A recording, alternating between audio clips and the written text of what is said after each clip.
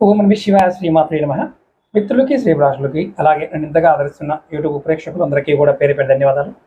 మిత్రులారా, మీ అందరికీ పరాదేవత ఎల్లవేళలా మీతో ఉండి మీ మనోవాంఛ నెరవేర్చాలని మనస్ఫూర్తిగా కోరుకుంటున్నాను. రేపు మనకి ఏకాదశి, వైకుంఠ ఏకాదశి, ముక్కోటి ఏకాదశి. ఈ ఏకాదశి ఎంత గొప్పదంటే సూర్యుడి కన్నా, మహాపుణ్య పర్వతాల కన్నా,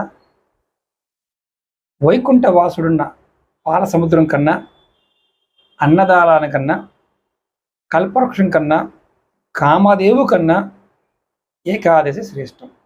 ఈరోజు చేసే ఏ పుణ్యకార్యమైనా, ఏ పుణ్యం పనైనా సరే అనంతమైన ఫలాన్ని ఇస్తుంది అని శాస్త్రం చెప్తుంది.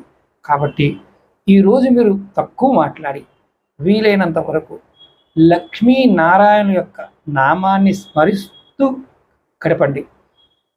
మీరు ఎటువంటి ఆపదలు వచ్చినా, ఎటువంటి ఇబ్బందులు వచ్చినా మిమ్మల్ని మీరు కాపాడుకునే శక్తి ఆ శ్రీమన్నారాయణ ఇస్తాడు. ఎవరైనా సరే ప్రయత్నపూర్వకంగా ఈరోజు ఉపవాసాన్ని ప్రయత్నం చేసి ఉండగలిగితే వారు లక్ష్మీనారాయణ యొక్క స్తోత్రాన్ని, లక్ష్మీనారాయణ నామాన్నైనా సరే ఓం నమో నారాయణాయ, ఓం మహాలక్ష్మీ నమః అని మనసులో స్మరిస్తూ ఉండండి. ఈ ఒక్కరోజు మీరు ఏకాదశికి ఉన్న శక్తి వల్ల ఫలితాన్ని పొందుతారు. మీరు ప్రతి ఏకాదశి నాడు కూడా ఈ విధంగా చేయవచ్చు.